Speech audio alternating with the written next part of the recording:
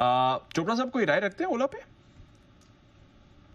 दीप, मेरे हिसाब से ये चार्ट देखने वाला स्टॉक है ही नहीं।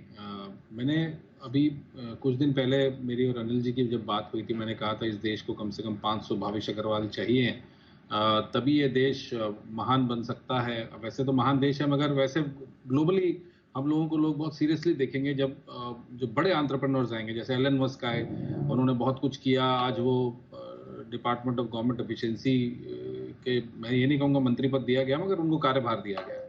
तो नो डाउट हमें बड़े एंटरप्रेन्योर्स चाहिए, मगर at the same time Bharat का जो प्रोडक्ट बनाने का जो सोच है, वो भी ग्लोबल होना बहुत जरूरी है। ऐसा नहीं है कि भारतीय लोगों को किसी भी प्रकार का कैसा भी प्रोडक्ट खेल लिया जाएगा।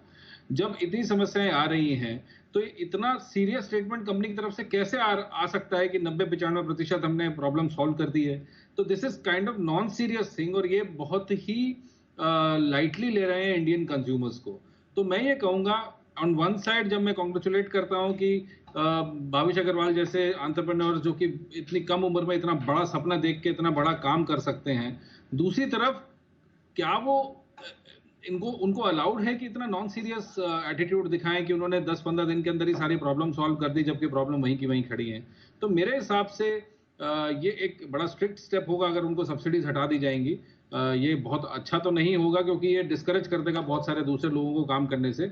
मगर आई थिंक उनको सारे काम रोक के, फर्दर प्रोडक्ट डेवलपमेंट रोक के, जो मैंने सुना उनकी बाइक आने वाली है, जो उन्होंने आई थिंक अपने किसी इवेंट में बोला भी था कि हम बाइक लेके आ रहे हैं या और दूसरी प्रोडक्ट लाइंस ला रहे हैं, उन सबको रोक के I think they should set their house in order, और इनको अपना product portfolio, product offering, service offering बहुत अच्छी करनी पड़ेगी।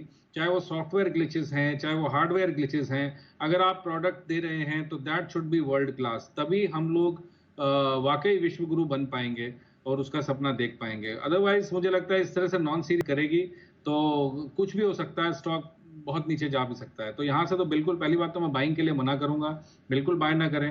और जब तक ये अपने सर्विस नेटवर्क को ना बढ़ाएं या सर्विस की जो क्वालिटी है उसको ना ठीक करें, मुझे नहीं लगता कि केवल प्रोडक्ट बेच लेना काफी है। बेचने के बाद उसका आफ्टर सेल सर्विस भी उतना ही इंपॉर्टेंट है।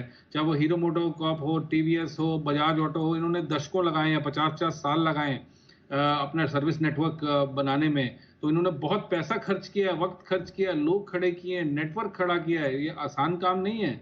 और इसके बाद इन्होंने ऐसा प्रोडक्ट ऑफर किया है, अगर उसके अंदर कोई प्रॉब्लम भी आए तो रिकॉल होता है, तो आप रिकॉल कर लीजिए सारे के सारे स्कूटर अगर जहां प्रॉब्लम आ रही है। अगर आप वाकई वर्ल्ड वाइड एक ग्लोबल प्रोडक्ट ऑफरिंग करना चाहते हैं तो एक रिकॉल कर लीजिए ना, सारे प्रोडक्ट्स को ठीक करके दीजिए। और इस तरह से नॉन सीरियस स्टेटमेंट कृपया ना दें, मीडिया को भी, इन्वेस्टिंग कम्युनिटी को भी, और जो एंड कंज्यूमर है उसको भी। वो बेसिकली अगर एंड कंज्यूमर खुश नहीं है तो मुझे लगता है over a period of time आपका प्रोडक्ट रिडंडेंट हो जाएगा, लोग उसको नहीं पसंद करेंगे और उसको छोड़ देंगे। ऐसे बहुत सारे केस स्टडीज हैं जहां पर प्रोडक्ट अच्छा ना होने की वजह से उसको त्याग दिया गया। तो मैं यही आग्रह करूंगा भावेश अग्रवाल एंड टीम से कि वो थोड़े इस बात पे मेहनत करें कि फर्दर डेवलपमेंट बंद करके रादर अपने सर्विस के ऊपर और प्रोडक्ट के ऊपर फोकस करें, जो ऑलरेडी इनके हाथ में है।